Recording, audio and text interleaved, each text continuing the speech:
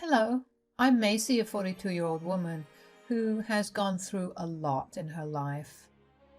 Today, I want to tell you about how I became a single mom when my kids were very young. I had met my ex-husband, Harry, through some mutual friend.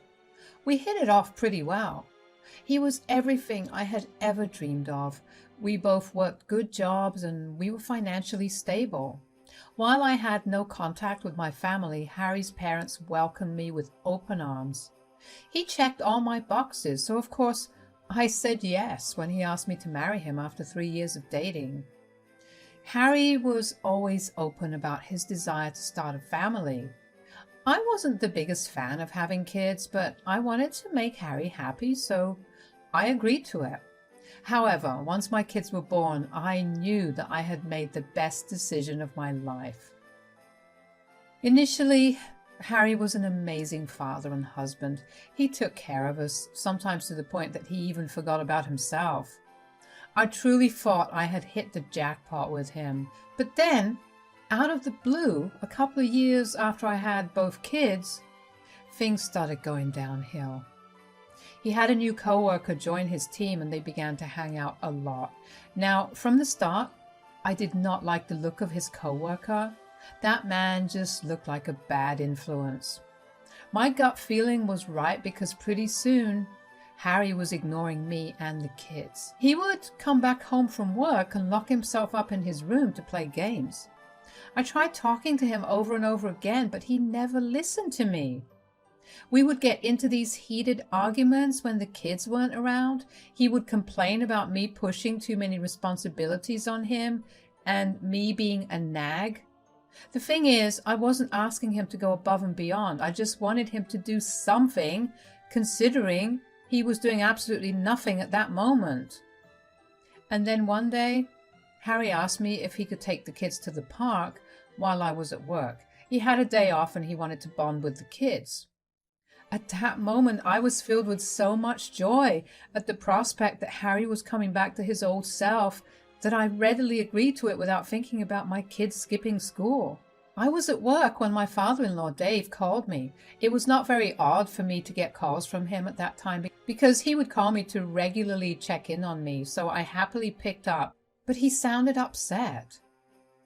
"Macy, are you at work?" "Yeah, is everything all right? You sound upset." "Well, Maria and I happened to be on our way back home from the grocery store when we happened to see the kids at the park." "Oh yeah, Harry said he'd be taking them there. They were alone. Lacey was crying and Jax was trying his best to calm her down." "What? Oh my God. Are they okay?" "Yeah, we picked them up and they're sleeping right now." "Do you know where Harry is? Or how long were they there for?" "Jack said that Harry had taken them to the park at around 10 in the morning, and we picked them up around 12. Apparently, Harry had dropped them off at the park and just left." "That man is going to get a piece of my mind." "If you manage to get through to him, let him know that his parents also want to have a stern word with him." "You haven't been able to get through to him?" "Nope, his phone is switched off." "Okay, I'll try to get a hold of him too. Until then, I hope it won't be an issue to watch over the kids until I get back."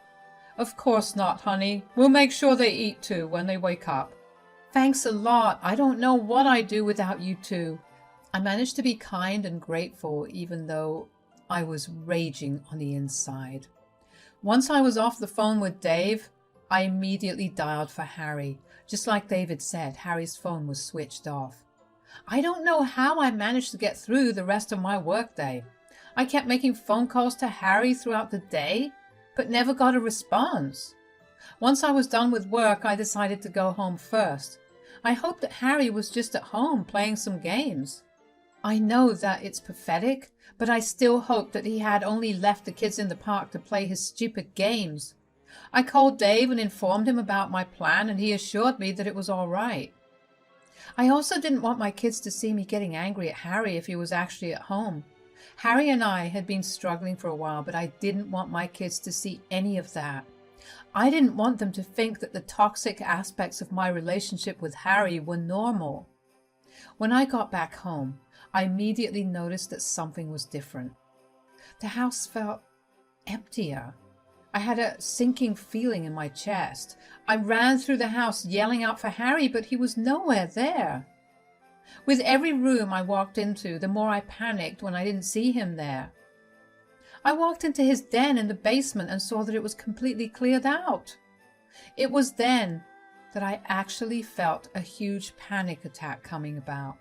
Harry had an elaborate gaming setup, and I knew that he would never have moved it anywhere else in the house because we didn't have that kind of place. I carefully walked up the stairs because I could feel myself slowly losing my breath. When I got to our bedroom, I noticed all his clothes that were piled in the corner of the room were missing. I went through his nightstand and it was empty. Our shared wardrobe was also empty. Our bathroom had been cleared of all his products. None of his things were there. He had left us. I was struggling to breathe. How the hell was I supposed to raise 2 kids all on my own? What about surviving on my income only? If I was to pick up another job, I would have no time to actually spend with my kids.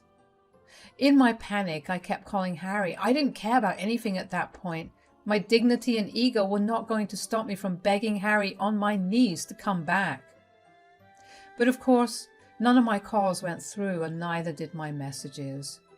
I must have been blocked. With nothing else to do, I managed to calm myself down enough and made my way back to my car. I hoped that Dave had been able to get a hold of Harry. My heart raced faster the closer I got to Dave and Maria's. I knew I had to put on a brave face in front of the kids first.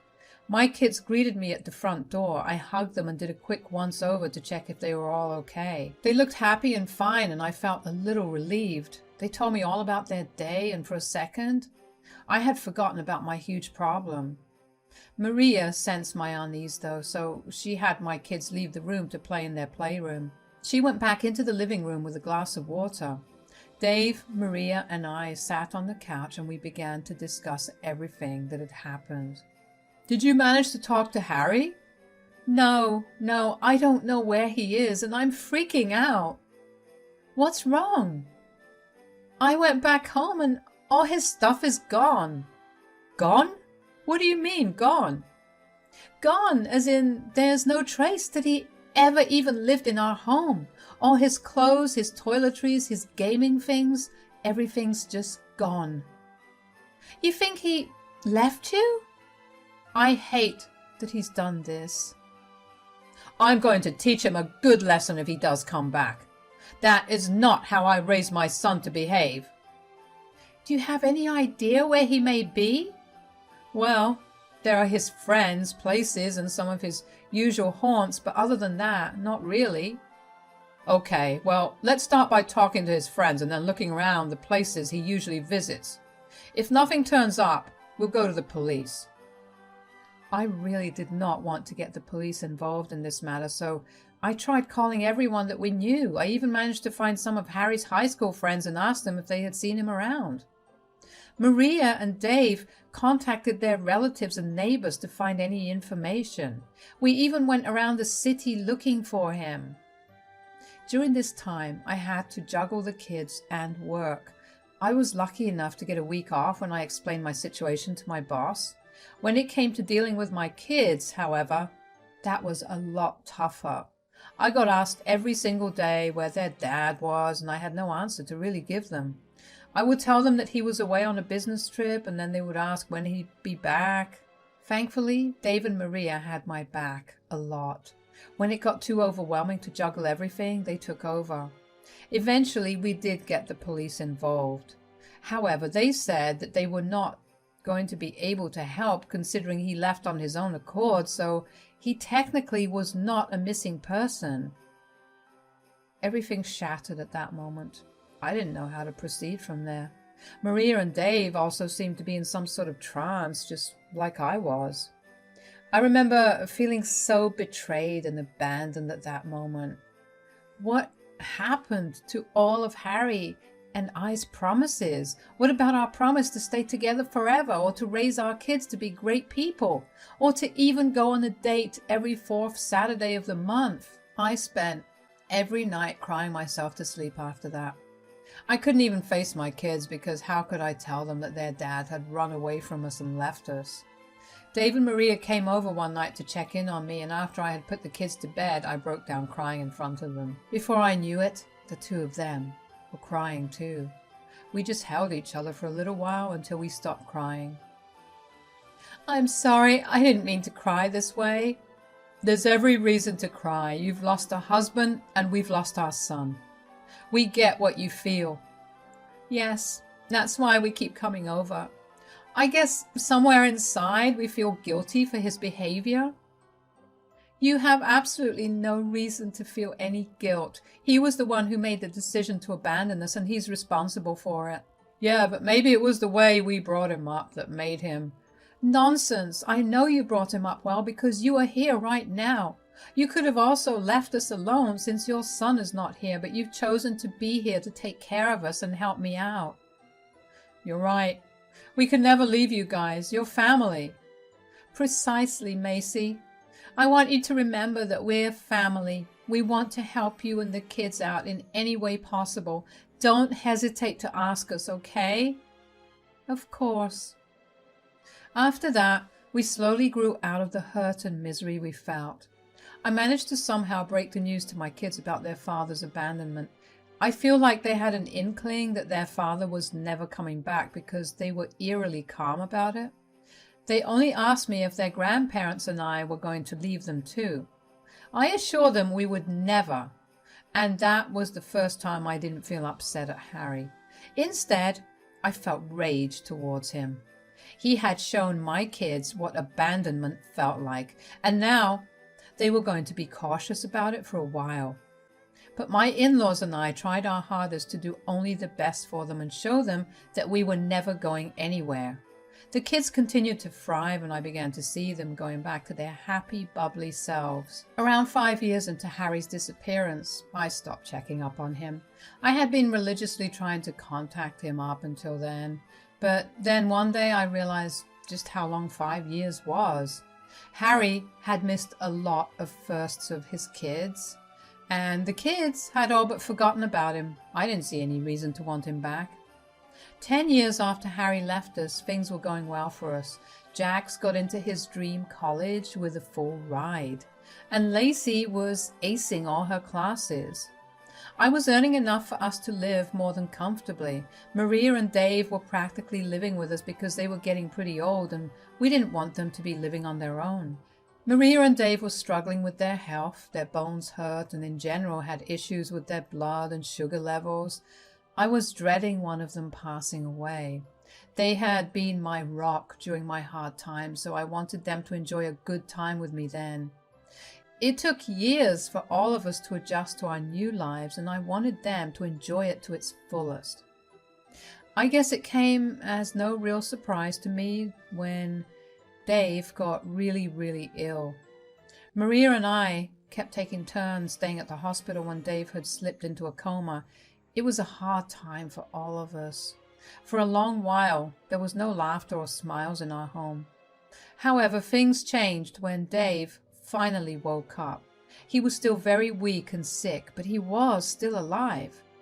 We were told that regardless of him being awake, he still didn't have much time to live. The entire family spent time with him at the hospital after that. Dave made peace with the fact that he wasn't going to be there much longer. He was the one who uplifted the mood somehow. Even though he was pretty weak, he still insisted on me getting his lawyer there so he could rearrange his affairs and rewrite his will. When the lawyer was in the room, none of us were allowed in. Sorry, I couldn't let you guys in. Oh dear, it's okay. Just get your rest in. I just wanted to surprise you guys. That's awfully sweet of you to think about a surprise for us right now, Dave. Of course, you know how much I love surprises. We really don't want this surprise for a while, though, dear. Oh, at least this way there will be at least something to look forward to. I just have one condition for you. What is it? You have to stick to what's written in the will. promise me that no matter what happens, my estates will remain divided the way I divided them. Of course, dear. Promise. I promise everything will be as you wanted it to be. About 2 weeks after he woke up, Dave passed away in his sleep. I was a mess. He was like a father to me. He was the only man in my life that was there for me and helped me learn and grow. He was also a father figure to my kids and greatly helped me bring them up. Maria and the kids were a mess too. There was so much crying and hurting. All of us had lost someone very dear to our hearts. I had taken up the initiative to take care of all the paperwork and all the funeral services. I knew that Maria did not have the strength for that. The funeral took place 3 days after Dave passed away. There were a lot of people, and it felt good to see that Dave was just as loved by many more people that were in his life. Of course, at that moment, I did feel a pang of anger. I was sure that Harry must have found out that his dad had passed away. I even had Dave's obituary published in the newspaper, but he still never showed up for the funeral. Then again, if Harry did show up, I didn't know how I would have reacted. I guess it was just better that the only people there were the people who truly loved and cared for Dave. The next few days after the funeral were spent grieving some more. In those days, we also got access to Dave's will, and we were pleasantly surprised by it. Dave had divided all his estates between the 4 of us. He gave a lot more to the kids, which honestly I was super grateful for because they needed it a lot more than Maria and I. But he had also left something for Harry. It was a letter. I was desperately wanting to open it and read it, but I knew that it would have been a violation of Dave's wishes because he had made it explicitly clear that only Harry was the one that was going to read the letter. I wish I could say that I wasn't surprised when Harry showed up, but I really was. Thankfully, Jax had gone back to university and Lacey had been away at school when Harry showed up. When I saw his face, I was filled with rage. Maria was in the same boat as me. He looked like he was barely alive. He looked malnourished, his bones were jutting out and his eyes were huge on his now small face. He had a lot of muscle before, and now his arms and legs looked like twigs. His voice was very raspy and his eyes were bloodshot.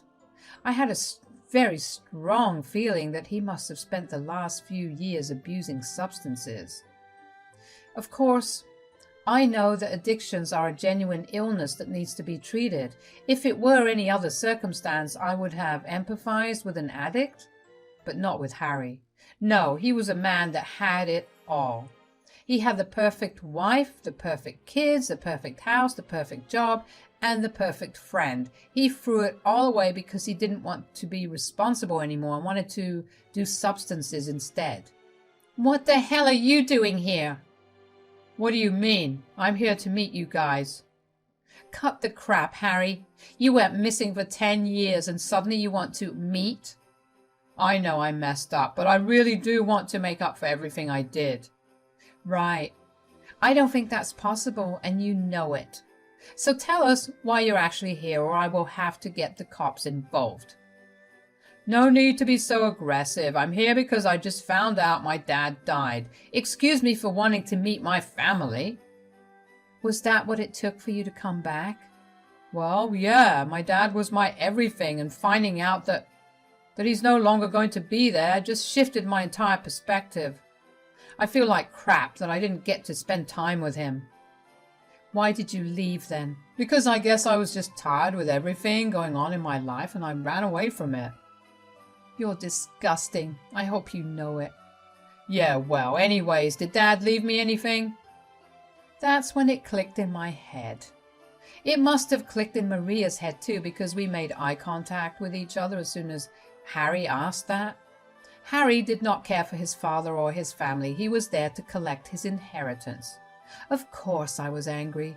I was so close to lashing out at him, but Maria held my hand to calm me down.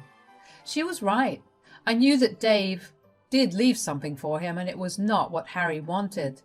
Maria walked into her bedroom and retrieved the letter that Dave had left Harry in the meantime. Maria walked into her bedroom and retrieved the letter that Dave had left Harry. In the meantime, Harry and I stood in front of each other in silence. He had this smirk on his face as if saying that he had won. It took all of my self-control to not laugh in his face. When Maria returned with the letter in hand, Harry's face lit up. He almost ripped the envelope with his excitement. He pulled out the letter and began to read. The smirk on his face dropped and turned into a look of anger the more he read. He then looked at me with so much hatred in his eyes and pointed his finger at me. You! What? What did I do? You poisoned my father's mind. Excuse me? He left me nothing, absolutely nothing, and he says it's because you were more of a daughter to him than I was a son. Well, you did disappear for a while. How could he do this to me? Did it not matter to him at all? Of course not. You abandoned your kids, so your father abandoned you. How can you say that? Do you guys not care for me at all? We care for you just as much as you cared for your family these past 10 years. Harry was left speechless.